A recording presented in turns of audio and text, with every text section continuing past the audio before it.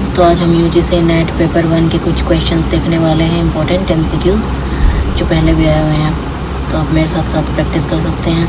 पहला क्वेश्चन है, विच of the following is the basic paradigm in the classroom teaching. Paradigm क्या होता है गाइस? पैराडिम होता है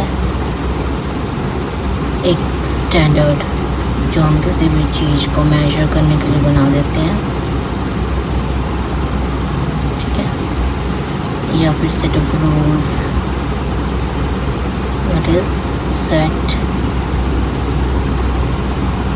ऑफ रूल्स, ठीक है।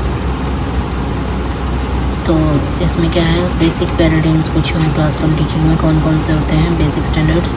एक होता है लर्निंग पैराडिम, एक होता है इंस्ट्रक्शनल पैराडिम, या फिर दोनों। लर्निंग पैराडिम क्या होता है? जो लर्नर सेंट्रिक होता है। इंस्ट्रक्शनल पैराडिम क्या होता है? जो टीचर सेंट्रिक होता है।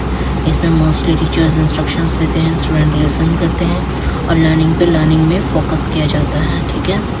जहाँ पे टीचर्स इंस्ट्रक्शंस भी देते हैं, उनको इवैल्यूएट भी करते हैं ताकि बच्चे की लर्निंग क्या हो, बढ़िया हो सके। तो इसका क्या आंसर होगा? इसका आंसर होगा ऑप्शन नंबर सी।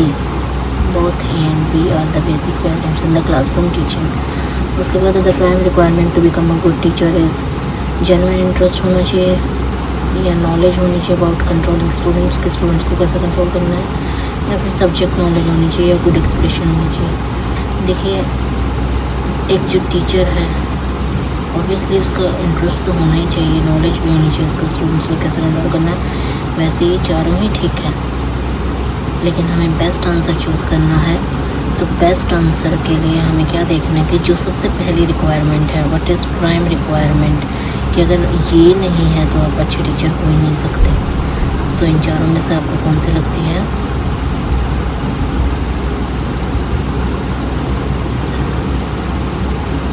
इन चारों में से देखिए कौन सी लगती है आपको। Option A genuine interest, option B knowledge about controlling students, option C subject knowledge, option D good expression. क्या लगता है स्टूडेंट्स?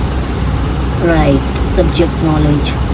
तो जब तक आपके पास सब्जेक्ट नॉलेज ही नहीं होगी तो आप पढ़ाओगे क्या, है ना।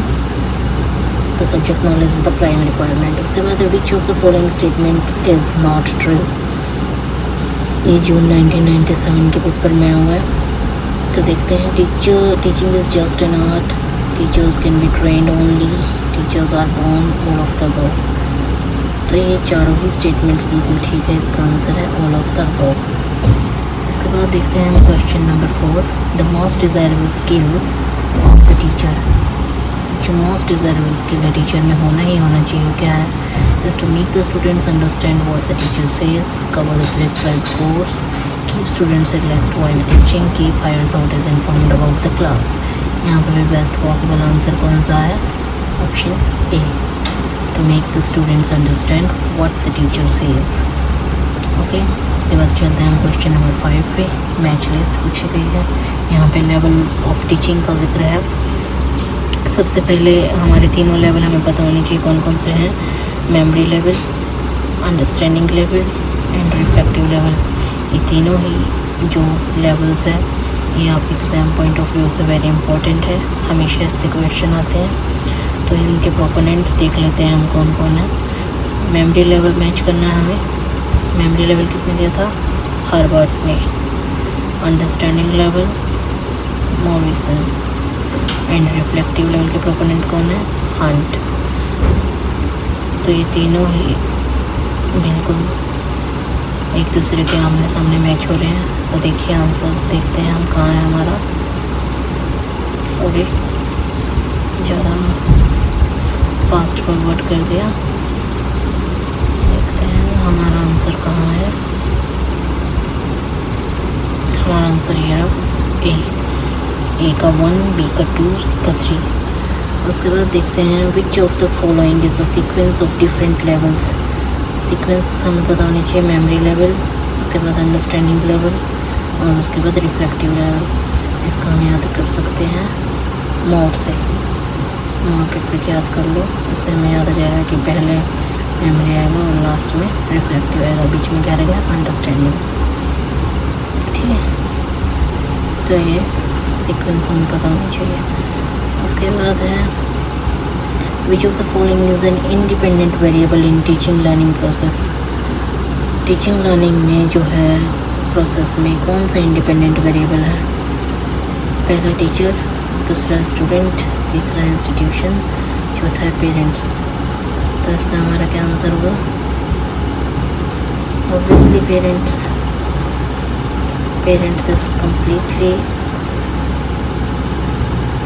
Independent variable in teaching learning process. ठीक है, उसके बाद देखते हैं हम question number 8। Which of the following method sounds should be used by each teacher?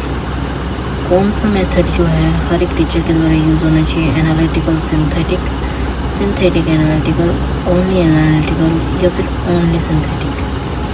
तो इसका क्या आंसर होगा गाइस? कौन सा मेथड यूज़ होना चाहिए हर एक टीचर के द्वारा? इसका आंसर होगा एनालिटिकल, सिंथेटिक। उसके बाद आती है बारी क्वेश्चन नंबर 9 की। टीचिंग मैगजीम्स दे रखी हैं और प्रोपोनेंट्स दे रखे हैं, फिर से मैच करने हैं। फ्रॉम हॉल टू पॉट मैगजीम ये इसी ने दी है। गेस्टाल्ट साइकोलॉजिस्ट, सेल्फ स्टोरी के प्रोपोनेंट हैं, समर्थक हैं डेल्टन, और ट्रेनिंग ऑफ सेंसेस के हैं मॉन्टेसरी एंड फ्रॉबेल। तो इसका आंसर है 1 का ए, बी का 2, सी का 3। उसके बाद बात करते हैं क्वेश्चन नंबर 10 की। क्वेश्चन नंबर 10 देखते हैं। Which of the following reflects the nature of teaching?